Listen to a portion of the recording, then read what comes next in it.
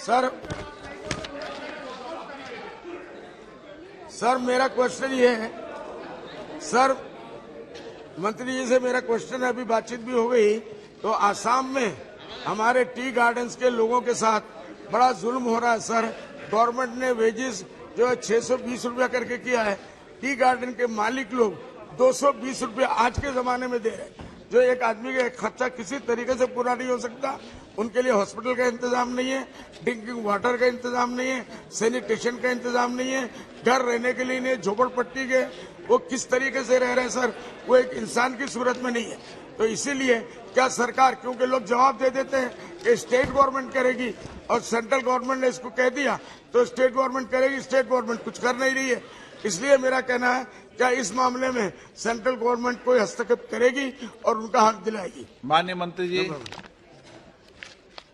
अध्यक्ष महोदय, भारत के 15 राज्यों में चाय का उत्पादन होता है, जिसमें 4 प्रमुख राज्य आसाम, पश्चिम बंगाल, तमिलनाडु और केरल है।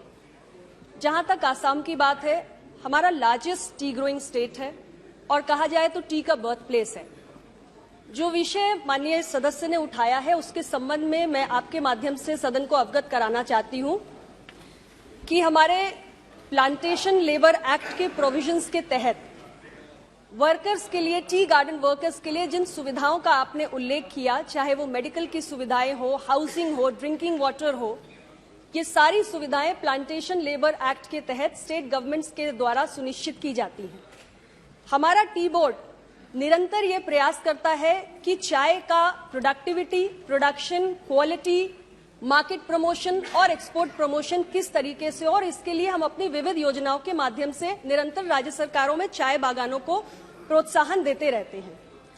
जो विषय वेजेस को लेकर आपने उठाया, उसके संबंध में भी मैं बताना चाहती हूं कि हमारे स्टेट गवर्नमेंट्स जहां तक वेजेस का, ग्रेचुइटी का, पीएफ का या जितने भी दूसरे स्टैट्यूटरी ड्यूज होते हैं, उनकी अदायगी का प्रश्न है, ये राज्य सरकारें देखती हैं।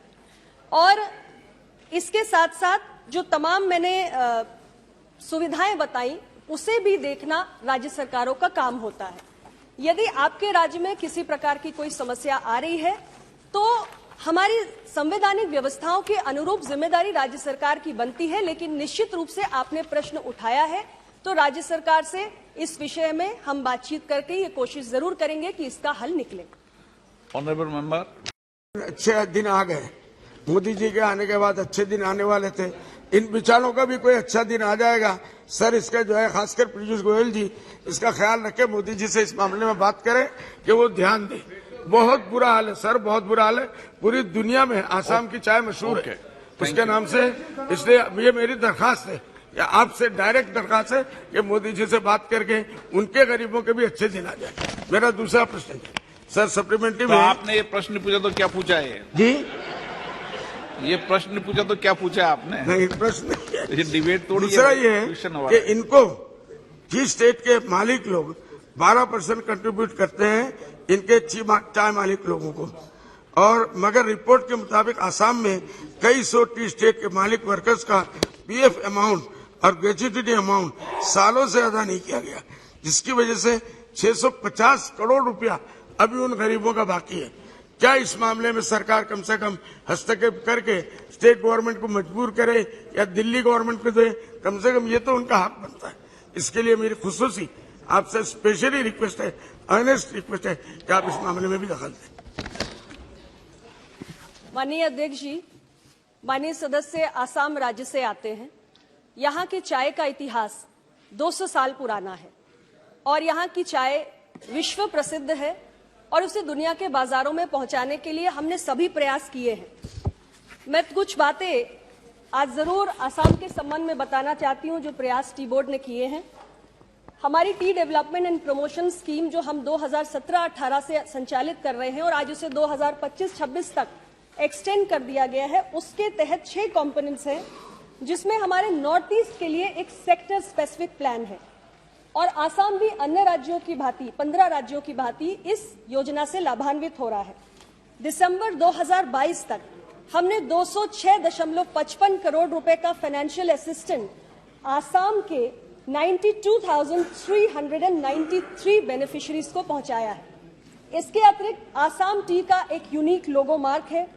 टी बोर्ड ने इस लोगो को इंडिया में और इंडिया के बाहर भी रजिस्टर किया है रेलेवेंट स्टैट्यूट्स के अंतर्गत। आसाम में ही हम डिब्रूगढ़, तिनसुकिया और शिवसागर में एक पूरा टी क्लस्टर विकसित कर रहे हैं, जिसके अंदर टी प्रमोशन के लिए जो भी आधुनिक सुविधाएं और इंफ्रास्ट्रक्चर की आवश्यकता है उसको भी हम ला रहे हैं। और आसाम में जो आपका आईसीडी है अमीन गांव में, उसमें हम 2 रुपए प्रति किलो के हिसाब से सब्सिडी ट्रांसपोर्ट के लिए भी देने का काम करते हैं। ये कुछ प्रयास है जो आसाम के लिए हम कर रहे हैं। प्रोविडेंट फंड के ड्यूज का जो आपने इशू उठाया है, उसके संबंध में भी मैं बताना चाहती हूं अध्यक्ष महोदय कि हमारे टी बोर्ड ने ये प्रावधान करके रखा है कि जो हमारी सब्सिडी की लायबिलिटीज हैं उनको क्लियर करने से पहले भी हम ये जरूर देखेंगे कि जो एम्प्लॉयर्स हैं उनकी 10,000 से ज्यादा की पीएफ के लायबिलिटी के ड्यूज ना हो, उसके बाद ही हम फॉर्मल सैंक्शन ऑर्डर इशू करेंगे।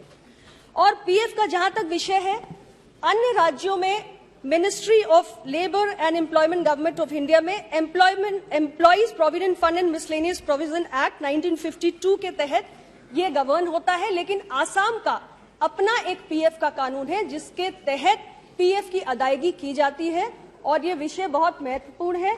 इस संबंध में भी आसाम के सरकार से हम बात करेंगे, लेकिन आसाम की सरकार के अपने कानून के अंतर्गत पीएफ के ड्यूज का भुगतान किया जाता है।